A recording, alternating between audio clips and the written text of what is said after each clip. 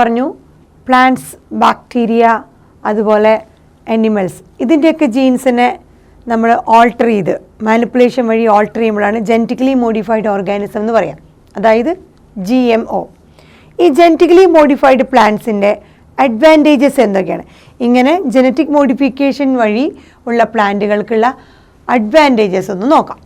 So GM plants, genetically modified പ്ലാന്റ്സിൻ്റെ advantages, important ആയിട്ടുള്ള കാര്യങ്ങൾ എന്തൊക്കെയാണെന്ന് നോക്കിയേ. ഒന്ന്, മെയ്ഡ് ക്രോപ്സ് മോർ ടോളറൻറ്റ്. ഈ ജനറ്റിക് മോഡിഫിക്കേഷൻ കാരണം ഈ ക്രോപ്പുകളൊക്കെ മോർ ടോളറൻ്റ് ആയിരിക്കണം. എന്തിന്? To abiotic stresses.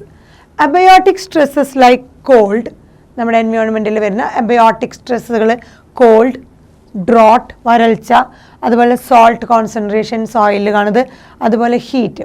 ഇതുപോലെ ഈ എൻവയോൺമെൻറ്റിൽ ഈ ക്രോപ്പിനെ എഫക്റ്റ് ചെയ്യുന്ന അബയോട്ടിക് സ്ട്രെസ്സുകളാണ് cold, drought, salt and heat. ഇതുപോലത്തെ അബയോട്ടിക് സ്ട്രെസ്സുകൾക്കൊക്കെ ഹൈലി ടോളറൻ്റ് ആവാൻ തുടങ്ങുന്നു.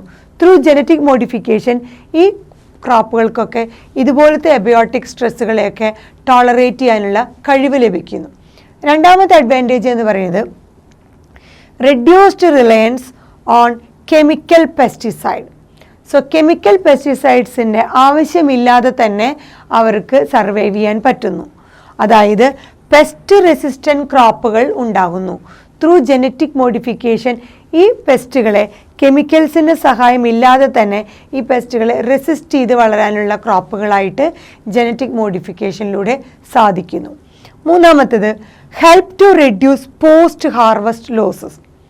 ജനറ്റിക് മോഡിഫിക്കേഷൻ ഈ ക്രോപ്പുകളിലുള്ള ഹാർവസ്റ്റിന് ശേഷമുള്ള നെക്സ്റ്റ് സ്റ്റേജ്, ഹാർവെസ്റ്റ് ചെയ്ത് കഴിഞ്ഞാൽ അത് കഴിഞ്ഞിട്ട് അതിൻ്റെ സ്റ്റോറേജൊക്കെ പിന്നെ പോസ്റ്റ് ഹാർവസ്റ്റ് ലോസുകൾ, അപ്പോൾ സംഭവിക്കുന്ന നഷ്ടങ്ങളൊക്കെ പ്രിവെൻറ്റ് ചെയ്യാനായിട്ട് അല്ലെങ്കിൽ തടയാനായിട്ട് ജനറ്റിക് മോഡിഫിക്കേഷൻ സഹായിക്കുന്നു.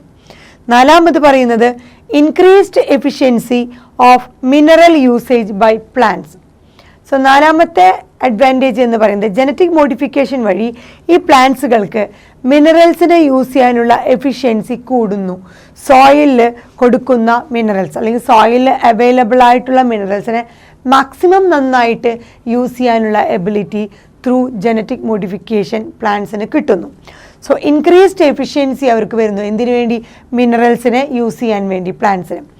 അതായത് ഈ ജനറ്റിക് മോഡിഫിക്കേഷൻ ഒരു തരത്തിൽ പറഞ്ഞാൽ prevent early exhaustion of fertility of soil. സോയിലിൻ്റെ ഫെർട്ടിലിറ്റി ഒരുപാട് നേരത്തെ തന്നെ തീർന്നു പോകുന്നത് പ്രിവെൻറ്റ് ചെയ്യാനായിട്ട് സഹായിക്കുന്നു. സോ അവിടെയുള്ള ആ സോയിലിൽ ഉള്ള മിനറൽസിനെ മാക്സിമം നന്നായിട്ട് എഫിഷ്യൻ്റായിട്ട് യൂട്ടിലൈസ് ചെയ്യാൻ പ്ലാന്റിന് പറ്റുകയും അതോടൊപ്പം തന്നെ ആ ഫെർട്ടിലിറ്റി ഓഫ് ദ സോയിൽ ഇല്ലാണ്ടാകുന്നത്, എക്സോസ്റ്റഡ് ആവുന്നത്, വളരെ നേരത്തെ എക്സോസ്റ്റഡ് ആവുന്നത് പ്രിവെൻറ്റ് ചെയ്യാനും സാധിക്കുന്നു. അഞ്ചാമത്തെ അഡ്വാൻറ്റേജ് എന്ന് പറയുന്നത് enhanced nutritional value of food. So genetic modification വഴി ഉണ്ടാകുന്ന ക്രോപ്പുകളിൽ നിന്നുണ്ടാകുന്ന അതിൽ നിന്ന് കിട്ടുന്ന ഫുഡ് പ്രോഡക്റ്റുകൾക്ക് ഒരുപാട് ന്യൂട്രീഷണൽ വാല്യൂ ഉണ്ടായിരിക്കും. For example vitamin A enriched rice.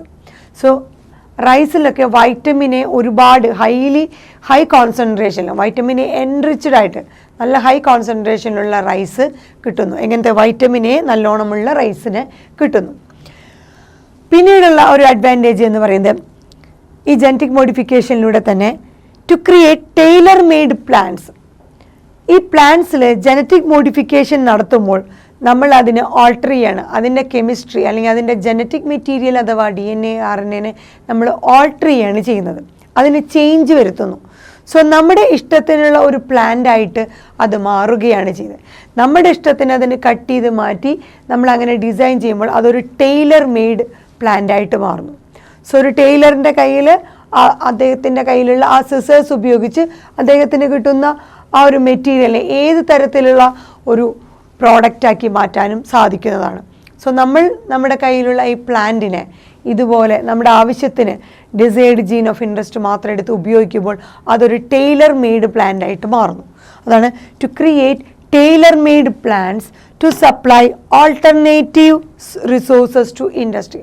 So ഈ ടൈലർ മെയ്ഡ് പ്ലാന്റിൻ്റെ പ്രത്യേകത എന്താണെന്ന് വെച്ചാൽ ഒരുപാട് ഓൾട്ടർനേറ്റീവ് സോഴ്സുകൾ പ്രൊഡ്യൂസ് ചെയ്ത് അത് ഇൻഡസ്ട്രിക്ക് ട്രാൻസ്ഫർ ചെയ്യാനായിട്ട് സാധിക്കുന്നു. സോ ഇൻഡസ്ട്രീസിന് ഉപകാരപ്രദമായിട്ടുള്ള ഒരുപാട് റിസോഴ്സസ് നമ്മൾ ഉണ്ടാക്കുന്ന ഈ ടൈലർ മെയ്ഡ് പ്ലാന്റ്സിൽ ത്രൂ ജനറ്റിക് മോഡിഫിക്കേഷൻ സാധിക്കുന്നതാണ്. സോ ഏത് തരത്തിലുള്ളതാണ് ഉദ്ദേശിക്കുന്നത്?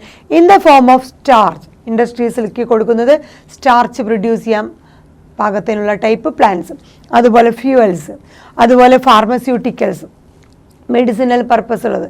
So starch, fuel and pharmaceutical ഈ തരത്തിൽ പ്രൊഡ്യൂസ് ചെയ്യാൻ കഴിവുള്ള ഇൻഡസ്ട്രീസിലേക്ക് കൊടുക്കാൻ പറ്റുന്ന തരത്തിലുള്ള ടൈലർ മെയ്ഡ് പ്ലാന്റ്സിനെയും ക്രിയേറ്റ് ചെയ്യാനായിട്ട് ബയോടെക്നോളജിയിലൂടെ സാധിക്കുന്നതാണ്.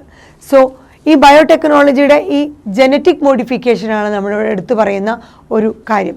സോ ജനറ്റിക് മോഡിഫൈഡ് പ്ലാന്റ്സ് എന്ന് പറഞ്ഞു കഴിഞ്ഞാൽ എന്താണ്?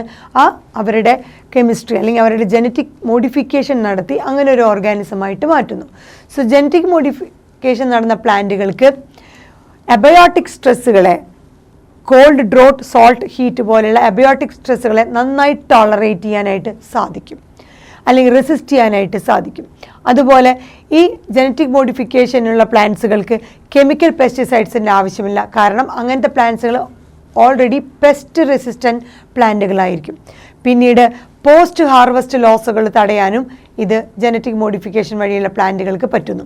അതുപോലെ മാക്സിമം മിനറൽസിനെ സോയിലിൽ നിന്ന് യൂട്ടിലൈസ് ചെയ്ത് ആ സോയിലുള്ള ഫെർട്ടിലിറ്റി ഇല്ലാണ്ടാകുന്നത്, ഏർലി എക്സോസ്റ്റഡ് ആവുന്നത് തടയാനായിട്ട് സാധിക്കും. അതുപോലെ ഇങ്ങനെ ജനറ്റിക് മോഡിഫിക്കേഷൻ വഴിയുള്ള പ്ലാന്റ്സുകളുടെ അവിടെ നിന്ന് കിട്ടുന്ന ഫുഡിൻ്റെ ക്വാളിറ്റി, ന്യൂട്രീഷൻ ക്വാളിറ്റി വളരെയധികം ഉയർന്ന തോതിലുള്ളതായിരിക്കും. അതിനാണ് നമ്മൾ വൈറ്റമിൻ എ എൻറിച്ച്ഡ് റൈസ് എന്ന് പറഞ്ഞ ഒരു എക്സാമ്പിൾ പറഞ്ഞത്. പിന്നെ നമ്മൾ ടൈലർ മെയ്ഡ് പ്ലാന്റുകളെ ക്രിയേറ്റ് ചെയ്യാനും ഈ ജനറ്റിക് മോഡിഫിക്കേഷനിലൂടെ സാധിക്കും.